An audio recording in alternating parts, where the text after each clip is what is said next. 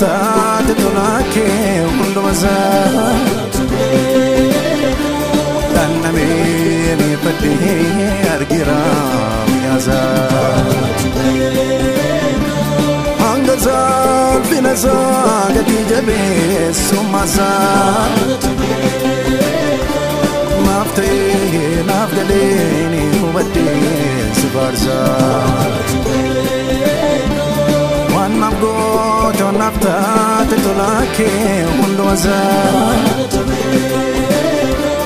dannamee miifadhee argira miyaasaa hanga zaalfinasaa gatii jabeessummasaa maaf ta'ee naaf galee ni hubadhee si faarsaa waan naaf goote naaf taate tolaakee hundumasaa dannamee miifadhee argira miyaasaa hanga zaalfinasaa gatii jabeessummasaa maaf ta'ee naaf galee ni hubadhee si faarsaa nagaaniif jaalalli waaqayyoo isiniif haa ta'u akkam jirtu hordoftoonni TV ifa fayyinaa marti keessan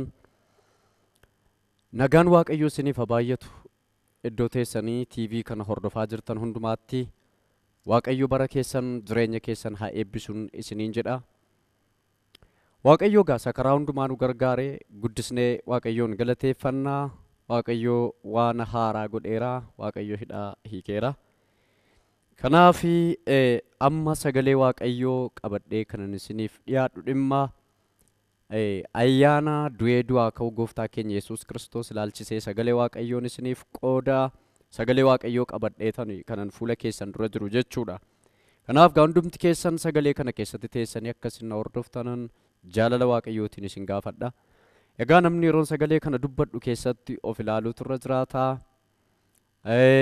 eenyuun akka taanes eenyurraa akka dhufne eessa akka dhufnes ilaaluutu nurra jiraata waaqayyo gaa waaqa waan hundumaa gochuu danda'udha kanaaf hafuura waaqayyoo keessa taanee dubbii sagalee waaqayyoo kanaa waliin haa dhaggeeffannuun isiniin jedha egaa akka barsiisaatti sagalee waaqayyoo isiniif qooda sagaleen kun sagalee jiraataadha dubbiin kun dubbii jiraataadha mee sagalee waaqayyoo keessaa iddoo tokko nan dubbisa innis Ibroota boqonnaa 9 lakkoofsa 12 kaasee amma 15tti akkas jedha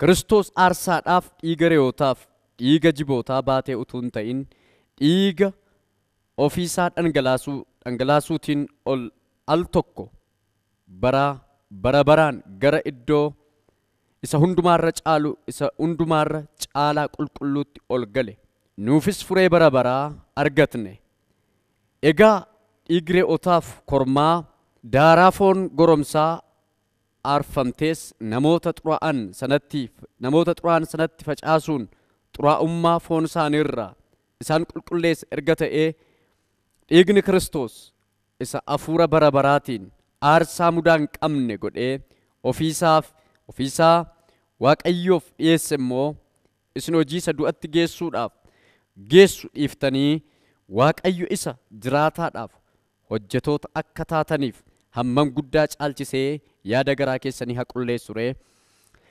kanaafis gidduu galee kakuu haaraa waaqayyoof namoota gidduu kan dhaabu isa daddarbaa kakuu isa duraa jalatti hojjetanirraa duunni isaan furuu erga argame kakuu haaraan sun warra bara baraan itti darbanii fudhachuudhaaf waamaman abdii sana akka argattaniif in barbaadama jedhaan galanni waaqayyoo isa jiraataaf haa ta'u in kadhannaa daqiiqaa muraasaa iddoo jirru teenye sagalee kana waaqayyoo akka nutti dubbatuuf gooftaa waaqayyoo waaqaaf lafaa ati waan hundumaa gochuu akka dandeessu beeknaa dubbiin kee dubbii jireenyaa dubbiin kee dubbii mi'aadhaa waan haaraa gootaa dubbii kee isa jiraataaf isa guddaa kan akka nutti dubbattu barbaanneerra namoonni dubbii kee kana dhagaanii warri sin amanin fagoo dhaabbatanii kan jiran akka isaan dhufanii si amanatan akka isaan yaada garaa isaanii siif boojisiisan sin kadhadha araarri farki kee akka isaan duukaa ta'u nan barbaada. Wanni akka isaan hin dhageenye, akka isaan taani dubbii kee hin dhageenye kan ittiin mormu yoo jiraatu humna dhiiga Yesuusiin kan rukutame haa ta'u. Harki kee nuuf haa diriiru. Nutti dubbadhu nu barsiisi. Maqaa Yesuusiin ameen. Galanni Waaqayyoos jiraataaf haa ta'u. Egaa mata dureen amma qabadhee isiniif dhiyaadhee araarri nuuf ta'eera. Mata duree jedhu irratti dubbadha. Araarri nuuf ta'eera. Mata duree jedhu irratti dubbadha. Egaa kan nuyi wal bukkee qabnee ilaallu waa lama. Innis kakuusa jalqabaaf kakuusa lammaffaati. Kan nuyi amma ilaallu kakuusa jalqabaaf kakuu isa lammaffaati. Waaqayyo yeroo kamitti saba isaatiif kakuu galaa? Waaqayyo yeroo kamiin saba isaanii jaallata? Waaqayyo yeroo kamiin saba isaaf ni ho'a? Waaqayyo waa'ee saba isaa ni dubbata, ni beeka saba isaa jechuudha. Waaqayyo saba Israa'eliin biyya Gibxii yeroo baase kakuudhaan isaan baase. Sabni Israa'el waggaa 430 biyya Gibxii keessatti garba ta'anii kan isaan ormaaf mootii ormaa sana Fari'ooniif kan isaan hojjetan. Gaa sabni Israa'el biyya guutuu ta'uutu danda'anii saba guddaatu ta'uu danda'anii biyya ormaa keessatti waggaa dheeraadhaaf warra ormootaaf gabra ta'aniidha kan isaan hojii hojjechaa turan. Hojii isaan hojjetan kuni hojii baay'ee isaan dadhabsiisuuf baay'ee isaan dhiphisu ture. Egaa Waaqayyo karaa Musee saba Israa'eliin biyya Gibxii keessaadha kan inni baase. Karaa Museen biyya Miidiyaan keessa baqatee ergi waggaa dheeraa ture booddee Waaqayyo saba koof nan ho'a, iyyi saba koo Israa'el na bira ga'eera, dhaqee anaaf baasittiin jedheen. Museenis gaafa dhaqee baasu saba sanaa akkaataa Waaqayyo isaa wajjin jiru hojii dinqisiisaaf milikkita gurguddaa argisiisee milikkita isa dhumaatiin mootichi mataa waan jabaateef namni kamniyyuu ittiin jedhe Waaqayyo. Warri Israa'el yookaan warri Ibrootaa hoolaa qalee dhiiga balbala isaatti adibu. Mootiin kun ana dhaga'uu dideera. Anamma biyya kana keessatti angafa rukutaa jedheen. Angafa horii haa ta'u, angafa namaa haa ta'u, angafa biyya sana keessa jiraatu kan jalqaba dhalate kamiin iyyuu ani nan rukutaa jedheen. Kanaaf sabni koo warri Ibrootaa dhiiga balbala isaanii irratti hadibatan. Waa tokkoon isinitti hima. Dhiiga balbala isaanii irratti adibatan kan jedhu kuni namni hundinuu hoolaa haa qalu, dhiignis balbala irratti hadibamu. Kana jechuun gaafa sana kan nama oolchu ergamaa dha'icha baatu jalaa kan oolchu Israa'el ta'uu yookaan immoo Ibraawii ta'uu miti yookaan Ibraayisxii ta'uu miti, Ibraawii ta'uu miti, saba Israa'el ta'uu miti, saba Ibrootaa ta'uu miti. Gaafa sana kan oolchu dhiiga balbala irratti dibachuutu oolcha. Kanaaf namni kamniyyuu hoolaa qalee yookaan immoo horii qalee balbala isaa irratti dhiiga dibata. Dhoksaa kana warra kan dhaga'an warra Israa'el yookaan warra Ibrootaa duwwaadha. Dhoksaa kana warri Gibxiin dhageenye. Dhoksaa kana warri Gibxii bira hin geenye. Dhoksaa kana bira kan ga'e warra Israa'eliitiif warra Ibrootaati. Isaanis tokkoon isaanii dheekkamsa kana jalaa ba'uudhaaf, dha'icha kana jalaa ba'uudhaaf maal godhan isinitti fakkaata? Hoolaan qalanii galgalma sana dhiiga tokko balbala isaanii irratti hin dibatan. Balbala mana isaanii irratti dhiiga dibatan. Dhiigatu balbala mana isaanii irratti argame. Ergamaan dha'icha baatee deemu, ergamaan angafa dha'ee ajjeesu barbaadu, nama haa ta'u horii haa ta'u, ergamaan sun kan inni fudhatee ba'e, ergamanni fudhatee ba'e angafa ajjeesuudha. Gaafa biyya sana keessa adeemu, dha'icha baatee gaafa biyya sana keessa adeemu oliif gadi dhiiga gaafa argu bira darba, gaafa dhiiga hin argine garuu itti goree angafa ajjeesee darba jechuudha. Warra Israa'el irraa balbala mana isaanii irra dhiigatu jira waan ta'eef itti goree rukutuu hin dandeenye. Dhiigatu irra jira. Milikkita. Dhiigni kun milikkita ittiin dha'ichi yookaan dheekkamsi ittiin namarra darbuudha.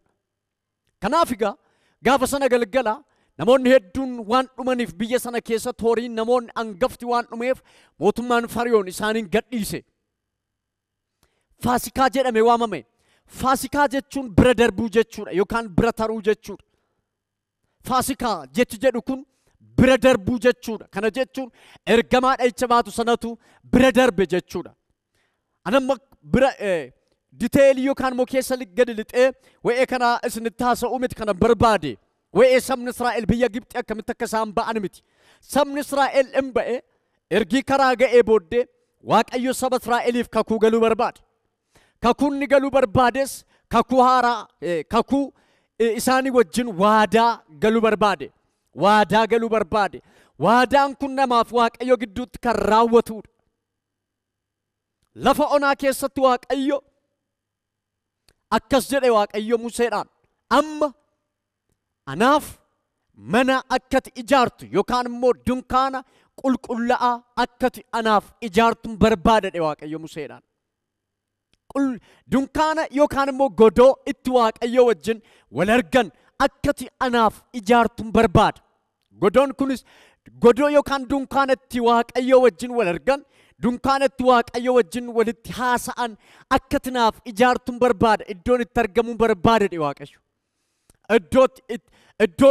iddoo aniif lubi itti wal arginu akkanaaf ijaaramu barbaada egaa kan amma an jechuu barbaadu dunkaana wal arge yookaan immoo godoo wal arge namaaf Waaqayyotti wal argan namaaf Waaqayyo walitti dhufan ijaarame ergi ijaarame manni kun yookaan dunkaanni kun iddoo sadiitti qoodama gaafa sana dunkaana kana egaa dunkaana kana keessatti kan wal argu luba yookaan immoo angafa lubaatu Waaqayyo wajjin wal arga baraka kumoofaatti jechuudha namaaf Waaqayyoo fi lubatu wal arga kan kana achi namoonni Waaqayyoon arguu danda'an yookaan sabni Waaqayyoon arguu danda'u sabni Waaqayyoon fuulaa fuulatti argee haasofsiisuu hin danda'u sabni sababii cubbuu isaatiif Waaqayyotti dhiyaate haasofsiisuu hin danda'u kanaaf Waaqayyoon arguudhaaf namni aarsaa dhiyeessuutu irra jiraata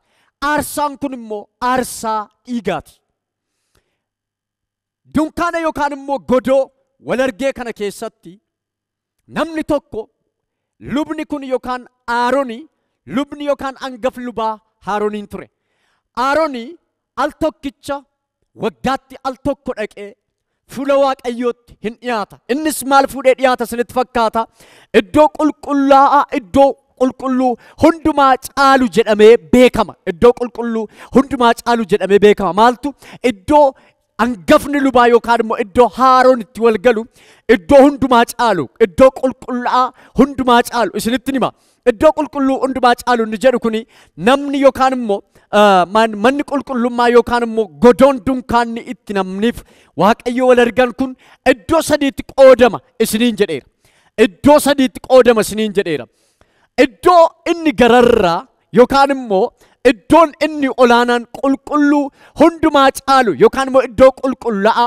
hundumaa caalu jedhameeti kan iddoon gararraa yookaan immoo iddoo lubi dhaqee seenu iddoo lubitti argamu iddoo lubi dhaqee Waaqayyo wajjin itti wal argu iddoo qulqulluu hundumaa caalu jedhameeti kan inni beekamu iddoo sana kan seenu luba angafa lubaa sana duwwaatu seena iddoo inni lammaffaa iddoo qulqulluu jedhama inni gararraa qulqulluu hundumaa caalu jedhameeti beekama inni lammaffaan garuu iddoo qulqulluu jedhameeti kan inni beekamu isinitti mee inni jalqabaa iddoo qulqulluu hundumaa caaluudha inni lammaffaa garuu iddoo qulqulluu normaali yookaan immoo iddoo qulqulluudha iddoon qulqulluun kuni namni Aroonin gargaaranii luboonni kan biraan angafa lubaa utuu hin taane luboonni kan isaan dhaqanii dhaabbatan jechuudha isayyuu iddoo qulqulluu kana iddoo qulqulluu hundumaa caalu kana Aroontu jira iddootti Waaqayyo argamuudha gaafa sana Aroon dhaqee eessatti argama iddoo qulqulluu hundumaa caalu kana hin dhaqa Aroonii ergii achi dhaqee booddee Waaqayyo wajjin wal arga inni lammaffaan iddoo qulqulluudha iddoo qulqulluu kana immoo luboota kan biraatu dhaabbata iddoo qulqulluudhaaf iddoo qulqulluu hundumaa caalu kana gidduu maggarrajaatu jira maggarrajaa yookaan golgaatu jira iddoo qulqulluuf iddoo qulqulluu kana qulqulluu hundumaa caalu kanaaf iddoo qulqulluu golgaatu jira golgaan kun namaaf Waaqayyoon gargar baasee jira namaaf Waaqayyoodhaan dhoksee jira namni fillafiitii yookaan fuulaa fuulatti Waaqayyo abbaasaa argachuu hin danda'u Waaqayyoon argachuu hin danda'u namni fuulaa fuulatti kanaaf namni cubbuu isaa eenyutti kenna adaraa harka Aroonitti adaraa kenna inni lammaffaan yoo inni sadaffaani iddoo uummati yookaan immoo sabi dhaabbatudha. Sabni iddoo dunkaana kanaan alatti dhaabbata. Ol hin seenu. Maaliif ol hin seenu yoo jettan sabni kun cubbamaadha. Waaqayyo saba kana ijaan arguun barbaadu. Saba kanaaf Waaqayyo gidduu cubbuutu goree jira. Cubbuutu dhorkee jira. Kanaaf namni fuula fuulatti Waaqayyoon argee haasofsiisuu hin danda'u. Fuula fuulatti namni Waaqayyoon argee haasofsiisuu hin danda'u. Maaltu gidduu jira isiniin jedheera? Golgaatu gidduu jira. Golgaa kana namni kamniyyuu seenee Waaqayyoon arguu hin danda'u. Haaroon duwwaatu ol gala malee. Haaroon duwwaatu ol galee dhaqee Waaqayyoon haasofsiisa. Haaroon gaafa ol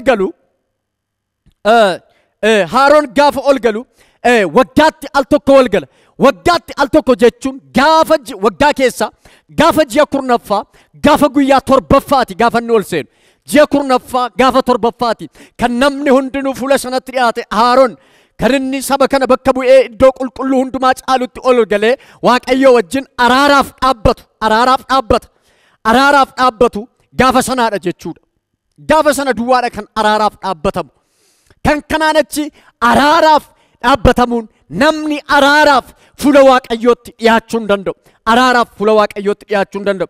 Haaroon gaafa ol seenu dhiiga harka lamatti qabatee ol seena. Ol seena jechuun gaafa qulqulluu iddoo hundumaa caalu kanatti gaafa ol seenu dhiiga lama harkatti qabatee ol seena Haaroon. Dhiiga lama harkatti qabatee seena. Jechuun dhiiga ittiin of qulleessuuf, dhiiga ittiin saba qulleessuuf fudhatee ol seena. Dhiigi Haaroon qulleessu sababni isaa Haaroonoo luba maaliif of qulleessa? Maaliif of qulleessu barbaachisa? Hangafa lubaato Waaqayyoon arguu barbaachisa. Maaliif of qulleessi? Haaroon bakka bu'ee jira malee ofiisaati cubbamaadha. Bakka bu'ee jira.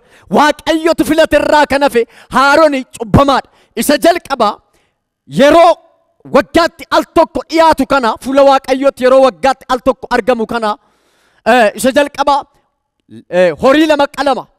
Horii lama jechuun kan dibichaa yookaan kan kormaati. Inni lammaffaa kan re'ee yookaan kan bushaayee kan hoolaa ta'uu danda'a. Isa jalqabaa kan kormaa yookaan kan dibichaa kana kan ofiisaati ittiin of qulleessuudha. Inni lammaffaan kan re'ootaati yookaan immoo kan reettiiti kan hoolaa ta'uu danda'a. Inni immoo kan inni ittiin saba qulleessuudha. Dhiigni kun aarsaadhaaf dhiyaata. Dhiigni kun aarsaadhaaf dhiyaata. Aarsaa sababii cubbuuf dhiyaatuudha. Haaroon isa jalqabaa ofiisaa qulleessa. Isa lammaffaa saba sana qulleessa hin facaasa. Iddoo qulqullaa iddootti Waaqayyo argamu sanatti dhaqee iddoo teessoo Waaqayyo taa'u sanatti dhaqee maal godha? Dhiiga facaasa. Dhiiga diba. Kan sabaas kan ofiisaatis jechuudha. Dhaqee dhiiga facaasa jechuudha Haaroon. Haa ta'u iyyuu malee dhiiga Haaroon yookaan aarsaa Haaroon dhiyeessu mana qulqullummaa sanatti galee aarsaa Haaroon dhiyeessu cubbuu balleessuu hin danda'u. Cubbuu ni golga malee. Haaroon yookaan immoo aarsaa Haaroon dhiyeessu cubbuu ni golga. Ni golga jechuun ni haguuga. Yeroodhaaf cubbuun inni namaaf Waaqayyo gidduu jiru kuni akka yeroodhaaf riphee taa'uu godha jechuudha. Akka yeroodhaaf riphee ciisu godha. Yeroodhaaf akka inni dormaanti ta'uu godha. Malee guutummaan guututti hin balleessu. Balleessuuf golguun tokko miti. Balleessuu jechuun guutummaan guututti lammaffaa deebi'amee akka hin yaadatamne gochuu jechuudha. Haguuguu jechuun eger bor mul'achuu danda'a jechuudha. Eger bor irraa ka'uu danda'a jechuudha. Eger bor argamuu danda'a jechuudha. Aarsaan kun aarsaa Haaroon dhiyeessaa ture yeroodhaaf kan yerooti malee kan bara baraa miti. Hin haguuge, hin golgerraa kan hafe, hin balleesse min Haaroon. Inni kun aarsaa sababii cubbuudhaaf dhiyaatu, dhiiga sababii cubbuudhaaf dhangala'uudha.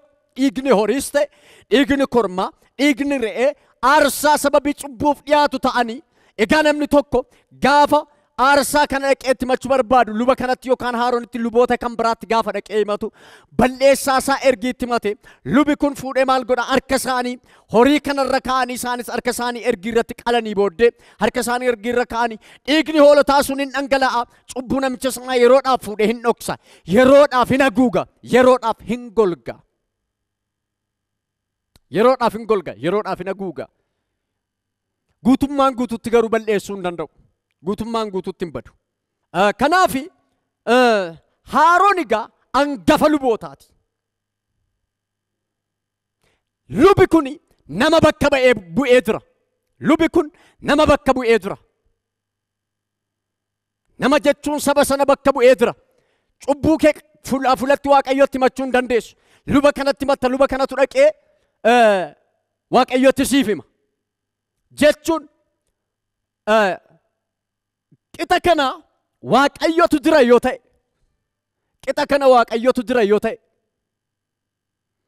qixa kana Waaqayyotu jira, gajjallaa yookaan dhuma sabatu jira, sabaaf Waaqayyo gidduu lubatu jira jechuudha.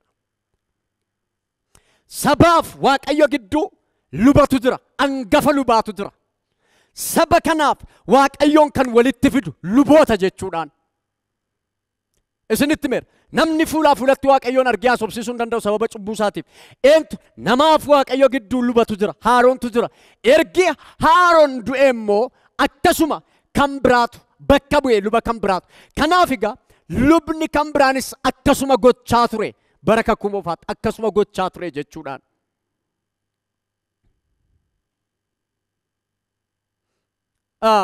Kanaaf cubbuun namaa bara sana guutummaan guututti bade utuu hin taane riphee ture. Mee Lewwota boqonnaa 14-14 akkas jedha.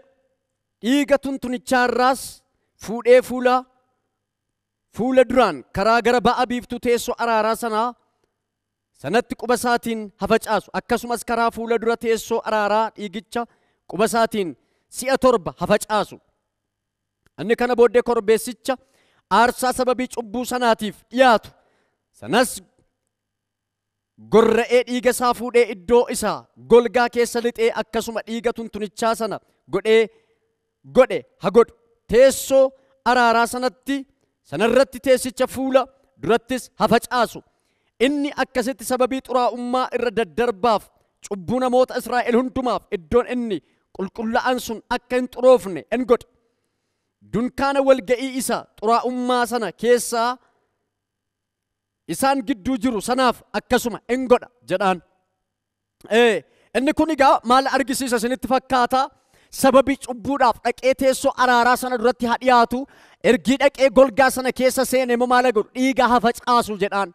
Dhiiga hafacaasu yookaan immoo dhiiga sana qabatee haseenu. Dhiiga horii gorra'amee sana fuudhee maal godhu? Haseenu jedhaan. Egaa anamma kanan barbaade inni guddaaniif inni ishuuni wa'ee araarri amma nuuf ta'eera. Nuyi dur saba Israa'elin turre, nuyi orma turre, araara jalan turre, araarri nurran turre, nuyi orma turre, Waaqayyo wajjin wal lollee turre, dheekkamsa jala turre. Dheekkamsa jala turre. Kanaaf maal jechuun barbaade?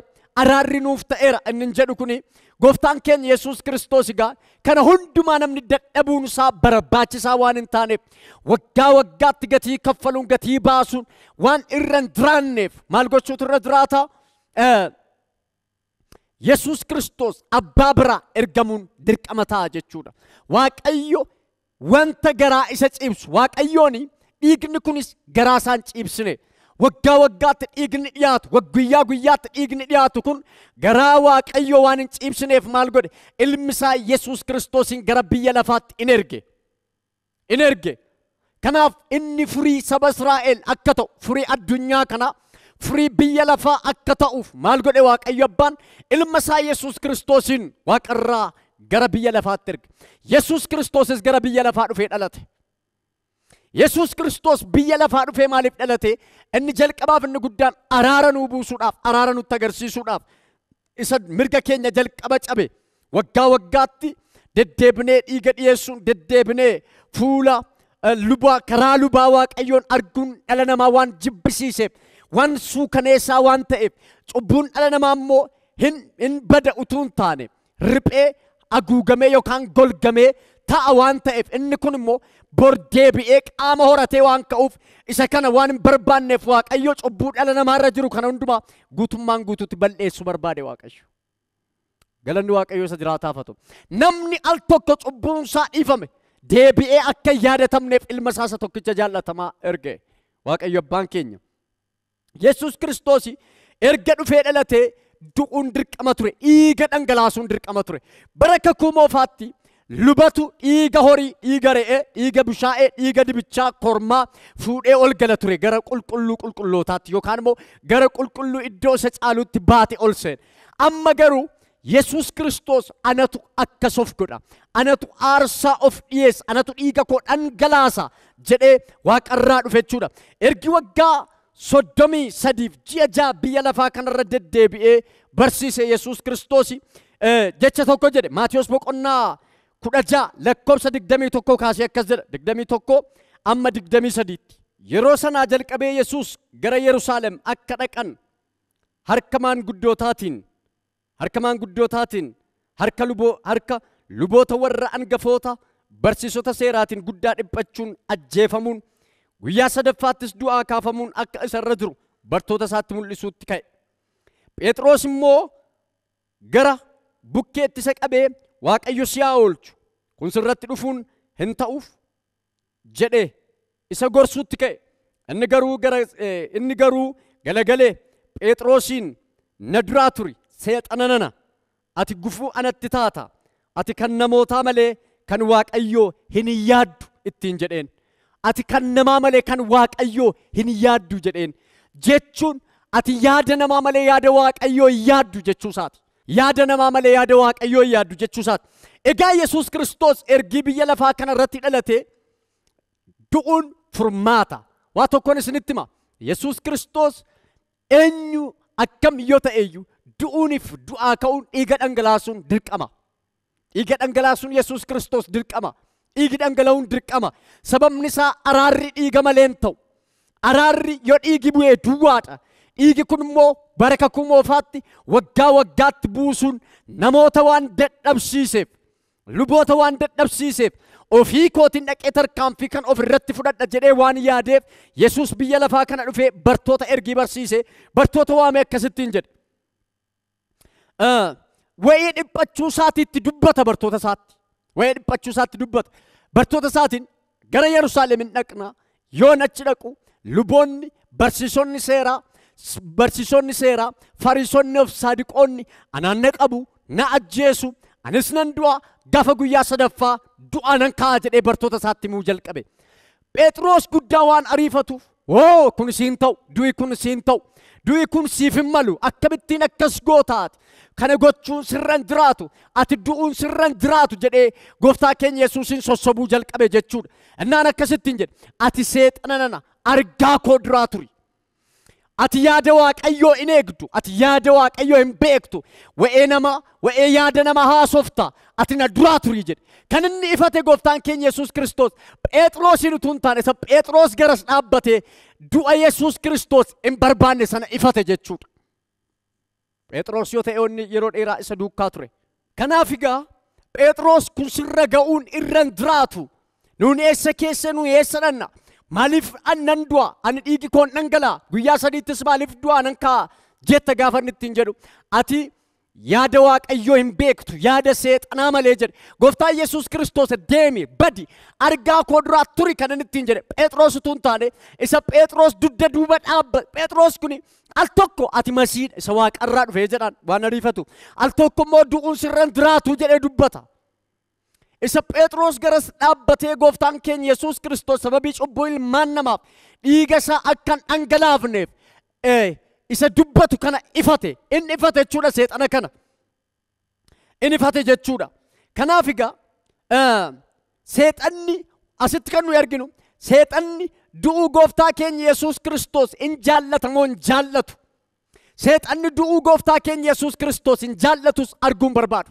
Sababni isaa seexanni biyya lafaa kana keessatti gaafa dhala namaa gannata Eden keessaa baase jechuun mootummaa Waaqayyoo keessaa gaafa dhala namaa baase kottuu ba'i jedhee nama sossobee gaafa baase kottaa ba'a jedhee nama sossobee gaafa baase jallina nama irratti godhe. Jallinni nama irratti godhame kun namni Waaqayyoon mormee akka inni ba'u godhe. Waaqayyoon namni gaafa mormu immoo cubbuu godheera jechuudha. Gaafa kanaa jalqabee seexanni mootummaa isaa biyya lafaa kana irratti ijaarrate jechuudha. Mootummaa isaa ijaare. Yoo gooftaan keenya Yesuus Kiristoos du'e mootummaa isaa kanatu diigama. mootummaa isaa kanatu caba. Kanaaf gochuun arge du'uusaan barbaadu gooftaan keenya Yesuus Kiristoos seexanni. Namni cubbamaa waan ta'e bara baraan namni cubbamaa ta'e akka hafu barbaada seexanni. Namni qajeelaa akka ta'uun barbaadu seexanni. Namni qulqulluu akka ta'uun barbaadu seexanni. Namni qajeelaa akka ta'uun barbaadu seexanni. Sababni isaa jalqaba namni qajeelaa ture. Jalqaba namni qulqulluu ture. Qulqulluu kana keessaa ba'e iddoo qulqulluudhaa ba'e namni qulqulluun ni ture. Namni gara iddoo xuraa'aatti waan ba'eef iddoo xuraa'aa kanaa ka'e gara qulqulluu iddoo isaa jalqabaatti deebi'a waan ta'eef hin barbaanne seexanni. Gooftaan keenya Yesuus Kiristoos nama qulqulleessuudhaaf dhufe. Qajeelaa nama gochuudhaaf dhufe. Araaraaf dhufe. Kanaaf namniif Waaqayyo akka walitti araaramuun barbaadu seexanni. Kanaaf seexanni du'uu gooftaa keenya Yesuus Kiristoos hin barbaadu. Hin barbaadu jechuudha. Waaqayyo Abbaan ilmi isaa gooftaan keenya Yesuus Kiristoos akka du'u hin barbaada. Eeyyee hin barbaada. Hin barbaada. Sababni isaa maaliif barbaada isinitti fakkaata? Hundumtuu cubbuu waan hojjeteef, hundumtuu waan yakkeef, hundumtuu hammeenya waan godheef ilmi isaa kun yoo deebi'ee dhufee biyya lafaa irratti dhalatee du'ee du'aan ka'u yoo ta'e dhiigni dhangala'u yoo ta'e aarsaan yookaan immoo araarri hin jiru waan ta'eef ilmi isaa kun du'uun irra jiraata. Yesuus Kiristoos dhufee du'uun irra jiraata. Kanaaf Waaqayyo Abbaan Yesuus Kiristoos gaafa inni fannootti fannifamu achirraa galagale. Yeroo Yesuus fannoo irra taa'ee gara Abbaatti iyyu. Abbaa maaliif na dhiifta? Abbaa maaliif callista? Gaafa inni jedhu fannoo irra taa'ee abbaan hin callise garaatti jabaate. Abbaan garaatti jabaate jechuudha ilma isaatti. Sababni isaa hin ciniinnate. Gooftaan keenya Yesuus Kiristoos yeroo inni fannifamu abbaa maaliif na dhiifta? Akkas jedhee galgal halkan qabamuuf jedhu sanatti yeroo kadhatu sana abbaa fedha kee yoo ta'e xoofoon kun anarra hadarbu jedheen. Xoofoon dhiphisaan kun, xoofoon jibbisiisaan kun anarra hadarbu. Gaafa inni jedhu abbaan hin callise. Abbaan hoomaa tokko iyyuu ittiin dubbanne gaafa sana abbaan kan ilma isaatti garaa jabaate jechuudhaan. Abbaan Waaqayyo ilmatti kan inni garaa jabaate gaafa sana jechuudha. Hin jabaate sagalee tokko iyyuu jalaa hin qabne jecha tokko iyyuu ittiin deebifne garaa jabaate dhaggeeffate. Dhaggeeffadhaa Waaqayyo akkas jedha. Waaqayyo biyya lafaa kana amma jaallatutti ilma isaa tokkicha dabarsee biyya lafaaf kenne inni jedhu Yohaannis keessatti isa kana raawwachuudhaaf. Maqaan Waaqayyo isa jiraataa kan eebbifame haa ta'u. Kanaaf abbaan barbaada. Sagalee Waaqayyoo akkas jedha. Isa duraa Phexros boqonnaa 2:22 irraa akkas jedha.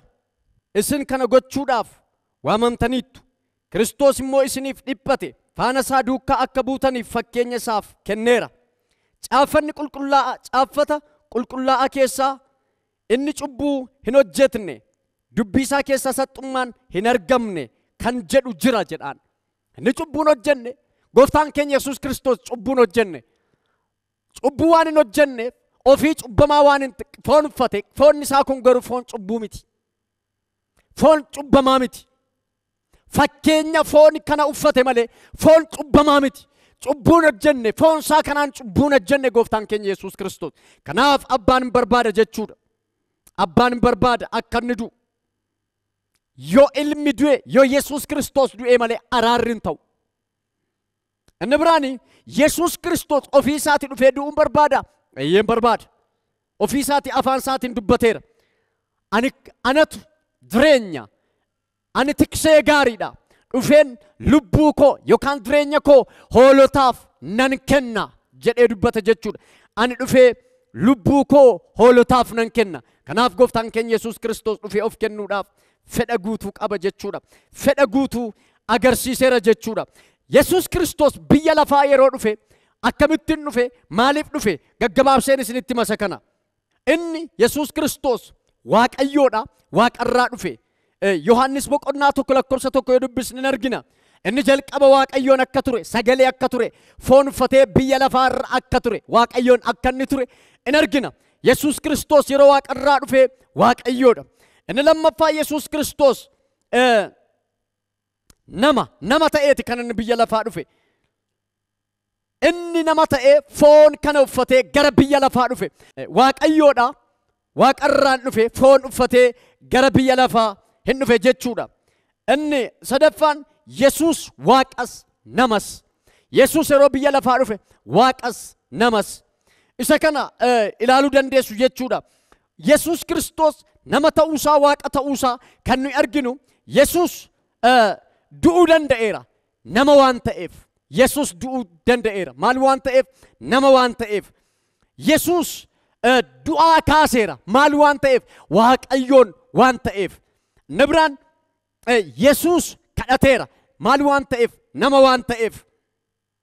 Yesuus namoota gara mootummaa waaqayyootti galcheera maal waan ta'eef? Waaqayyoon waan ta'eef. Waaqayyoon waan ta'eef. Kanaaf gaa Yesuus Kiristoos ofiisaa aarsaa godhe. Ofiisaa aarsaa godhe. Yesuus Kiristoos ofiisaa aarsaa godhe jechuudha. Yesuusi oolaa araaraati yookaan immoo aarsaadhaaf dhaabbate, araaraaf dhaabbate. Bara kakuu moofaa keessa lubatu dhaabbate, amma garuu ofiisaati hangafa lubootaa ta'e jechuudha. Bara sana hangafa lubaatu namaaf waaqayyo gidduu dhaabbata bara kakuu moofaatti. Bara kakuu moofaatti cubbuun dhokatee ture yookaan golgamee ture. Bara kakuu haaraatti Yesuus Kiristoos guutummaan guutuutti cubbuu namarraa hin qulleesse, hin balleesse, lammata deebi'ee humna akka inni hin qabaanne, aboo akka inni hin qabaanne dirraasha isaa yookaan guutummaa isaa hin balleesse jechuudhaan guutummaa isaa balleesse. Kanaaf Yesuus Kiristoos cubbuu golge yookaan hin haguuge utuu hin taane guutummaan guutuutti balleesseera. Dhufee utuu hin du'in fuula dura xoofoo kana keessaa sooradhaa. Dhiigni koo kun sababii cubbuu keessaniif isiniif dhangala'a. Sababii cubbuu kootiif maal ta'a? Sababii cubbuu keessaniif isiniif hin dhangala'a.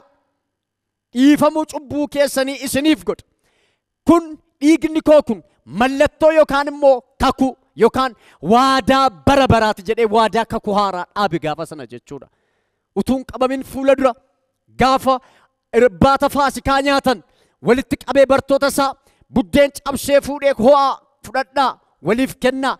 Amma gaafan deebi'ee dhufetti yaadannoo kootiif godhadhaa gaafa jedhu sana buddeen cabsee gaafa fuudhee kennu sana kun sababii cubbuu keessaniif foon koo kun waraaname.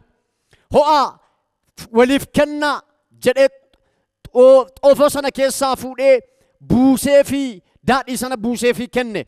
Inni kun immoo sababii cubbuu keessaniif kan isiniif dhangala'uudha jedhee bartoota isaatiif dabarsaa waliif kennaa. Amma gaafan deebi'ee dhufutti yaadannoo kootiif godhadhaa jedheet kan inni bartoota isaatiif kenne jechuudha. Dhiigni gooftaa keenya Yesuus Kiristoos waliigaltee kakuu haaraati. Waliigaltee bara baraati jechuudha. Namootaaf waaqayyo gidduu kan dhaabbatudha. Namootaaf waaqayyo gidduu kan dhaabbatudha. Egaa bara kakuu moofaatti isinitti meera. Manni qulqullummaa namni ol galuu hin danda'u ala dhaabbata isiniin jedheera. Bara kakuu moofaatti kan golgaatu ture. Yesuus Kiristoos gaafa fannifamu sana fannootti gaafa ol ba'u, gaafa cinaachi isaa waraanamu, gaafa dhiigni isaa dhangala'u, gaafa ajjeefamu sana gaafa fannoo irra taa'ee yeroo du'uuf jedhu abbaa maana dhiifta jedhee yeroo dubbatu dhumarratti akkas jedheen Helooyi Helooyi lamaan sabaktaan jechuun abbaa maaliif na dhiista gaafa jedhu morma isaas hin jal'ise, lubbuu isaas hin kenne, golgaan mana qulqullummaa oliif gaditti hin tarse. Katta waliin deeyya'ani laftin dukkanaa'e laftin sirbee jedha gaafa sana. Namoonni baay'een hin sagadanii sodaatani warri du'anis boolla hin kaafamanii jedhaan. Maqaan waaqayyoo kan eebbifamaa ta'u. Warri du'anis maal ta'an boolla keessaa hin kaafamanii gaafa kam? Gaafa Yesuus Kiristoos dabarsee lubbuu isaa kennu jechuudhaan. Kanaaf manni qulqullummaa gaafa sana manni qulqullummaa inni dur hangafa lubaa duwwaan keessa dhaabbatu sun hin tarse. Namundinuu gaafa sanaa kaasee fuulaa fuulatti waaqayyoon arguu jalqabe. Gaafa sanaa kaasee namni inni bakkee dhaabbachaa ture sun, namni inni ala dhaabbatee waaqayyoon hin argin ture, diina ture sun waaqayyoo wajjin wal arge.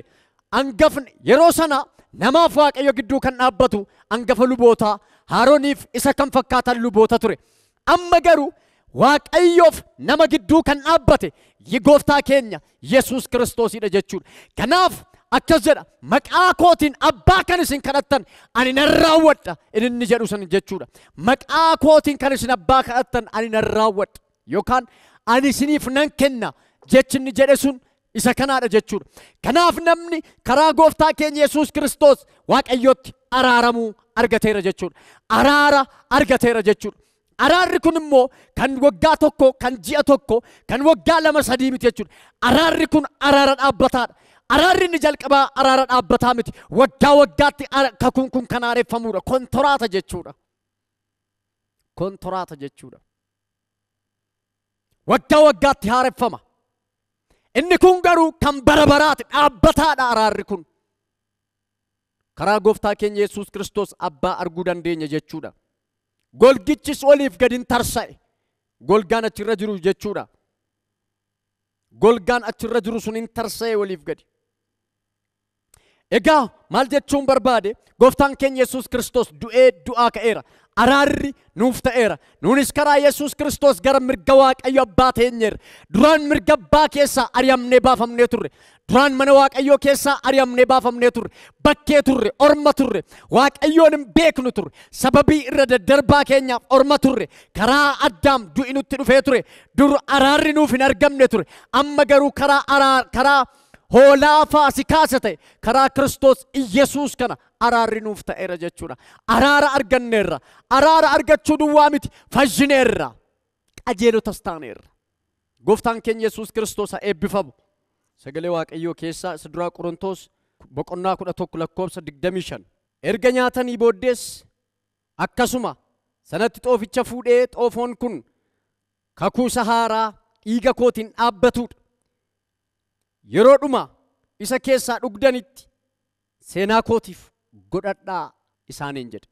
Yerooma xoofoo kana keessaa soorattanitti seenaa kootiif godhadhaa. Har'aa kaasee gatiin isin irra jiru. Gatiin isin irraa kaffalameera. Har'aa kaasee deebi'anii sababii cubbuutiif nama bira dhaquun hin jiru. Sababii araara barbaachuuf eessa dhaquun hin jiru. Gara lubaa dhaquun hin jiru. Har'aa kaasee isin irraa du'i ka'eera. Bara kakuu moofaatti namni ala dhaabbataa, bara kakuu haaraatti garuu namni hundinuu gara mana Waaqayyootti seeneera jechuudha. Mana Waaqayyoo jechuun immoo mootummaa Waaqayyoo isa jalqaba ba'e sanatti deebi'ee galeera jechuudha. Mootummaa Waaqayyoo isa duraan keessaa baafame golgamee ture sanatti maal ta'eera? Deebi'ee galeera. Deebi'ee jijjiirameera. Nama haaraa ta'eera jechuudhaan. Egaa namni gooftaan keenya Yesuus Kiristoos gaafa fannifamu sana hattoota lama gidduutti fannifame. Hattoota lama gidduutti fannifame. Araarri amantiidhaan nuu ta'a. Har'a waa tokkoon isinitti maa jira? Yesuus Kiristoositti Yesuus Kiristoos akkasitti araaramu fayyuu yoo barbaadde amanuutu sirra jiraata dhiiga Yesuus Kiristoos kanatti jechuudha. Amantiidhaan fudhachuutu sirra jiraata. Anatti araarameera, ani har'a fayyeera, ani har'a nagaa argadheera jechuu sirra jiraata. Nama lama gidduutti fannifame. Hattoota lama gidduutti fannifame. Inni tokko karaa bitasaa, inni tokko gara mirga isaatti kan inni fannifame. Yesuus Kiristoos. Yesuus Kiristoos jarri kun hattoota hammeenya godhaniiti, yakka godhaniiti. Yesuus Kiristoos garuu hammeenya hin goone, yakka hin goone. Namni garuu akkasumatti fuudhee itti farade, firdii du'aa itti murteessan jechuudha. Yeroo sadii ta'anii fannoo irra ta'anii dhiphachaa jiran sana inni tokko akkas jedhe. Adaraa humna qabda. Ati Kiristoosi, ati ilma Waaqayyoodha. Nuunis nu oolchi. Ofii keetiis ooli. Nuunis nu buusi. Ofii keetiis bu'i. Humna qabdu kanatti fayyadami. Bu'iiti nu buusi jedhee Yesuus Kiristoos itti ga'ise jechuudhaan. Namichi sun gaafa sanaa jalqabee gara du'a bara baraa deeme. Inni tokko garuu akkas jedheen. Inni tokko garuu akkas jedhe. Nuyi cubbuu hojjenneerra.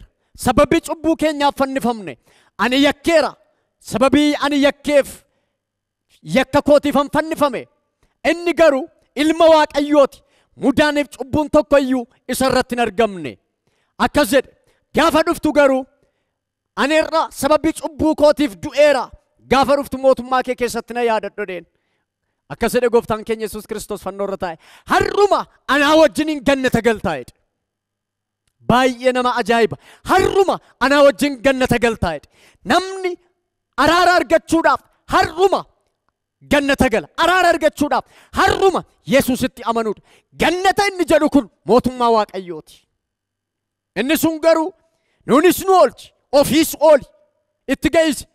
Yesuus Kiristoos maaliif ani cubbamaan jenne namichi kun ani hateen dhufen jenne namichi kun ani yakka godheeran jenne namichi kun humna keetti fayyadami nuunis nu oolchi ofiis ooli ittiin jedheen itti ge'ise jechuudha yoo dandeesse godhe jechuu isaati namicha kana inni sun garas dhaabbate akkasittiin hin jedhin anaafati sababa hannee dhufneef sababa yakkineef sababa hammeenya gooneef du'i nutti murame du'i nurratti murtaa'e inni garuu yakki tokko iyyuu irratti hin argamne garuu waa tokkoon si kadhadhaa jedhe gaafa dhuftu mootummaa abbaa kee keessatti na yaadadhu fayyuun barbaada si wajjin mirga baataa'uun barbaada mirga kee diraachuun barbaada gaafa inni jedhu gaafa dhufu duwwaa miti harrumayyuu na wajjin gannata galtee taateedha fayyuudhaaf ganaa iddoo biraa dhaquu sun barbaachisu har'a amanuu sirra jiraata har'a amanuu sirra jiraata fayyin guyyaa faasikaa duwwaa miti fannifamuu Yesuus kan nu yaadannu guyyaa faasikaa duwwaa miti waggaa waggaatti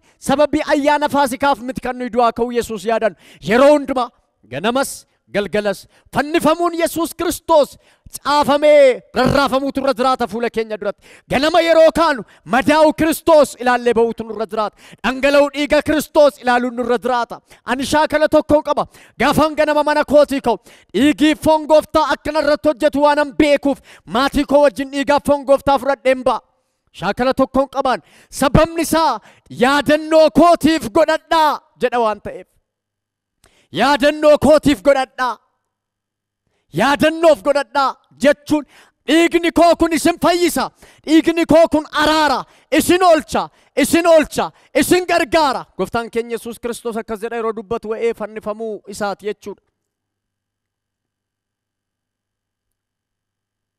waa tokkoon isinitti hima Museen lafa onaa keessatti sibiila boorrajjii irraa bofa tolchee fannise namni bofaan hiddame kamiyyuu yoo bofa sana ilaale fayyuu danda'a namni bara kakuu haaraatti garuu fannifamuu Yesuus Kiristoos namni ilaaletu fayyuu danda'a sababni isaa gooftaa Yesuusiif seexana maaliif bofa walitti fakkeesse bofti sun fakkeenya isa du'aa sanaati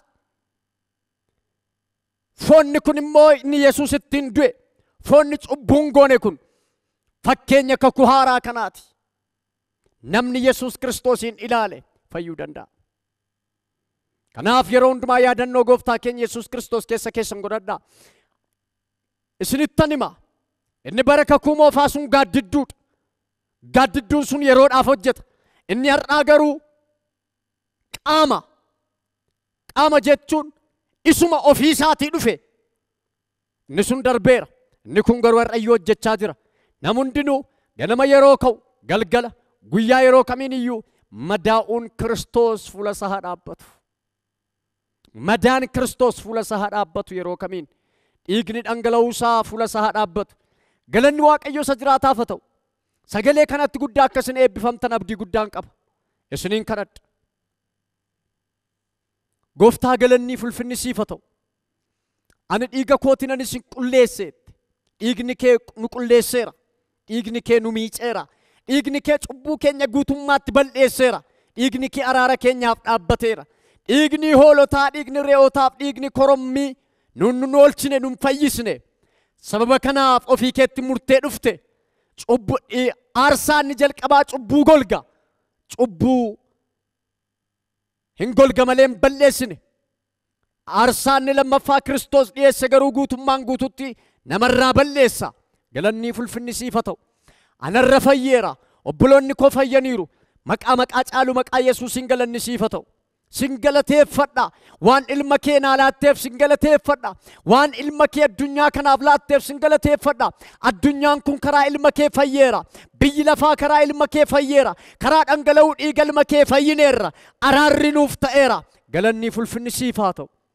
amma warri taanii TV kana dhaggeeffachaa jiran maqaa Yesuusiin haa eebbifaman manni isaanii jireenyi isaanii haa fayyu warri namanne yoo jiraatan har'aa kaasanii Yesuusitti haa amanan haa fayyanis nagaaniif araarri isaaniif haa ta'u biyya kana keessatti nagaan keebu biyyi kun nagaa haa taatu laftiif dacheen kun nagaa haa taatu uumamni nagaa haa ta'an sabni nagaa haa ta'u gooftaa waan haaraa waan gootuuf ulfaadhu maqaan kee bara baraan haa eebbifamu maqaan kee bara baraan hajajamu faarfannaan galataa siif haa ta'u ililleeniif hooqumaan siif haa ta'u kan biraa waan jennu qabnu waan siilaannu kan biraan qabnu galata duwwaa siif laanna ati iyyuu ofii kee nuuf laatte amma ofii keenya siif laanna galata keenya sii dhiyeessina galanni ulfinni siif haa ta'u maqaa Yesuusiin ameen eebbifamaa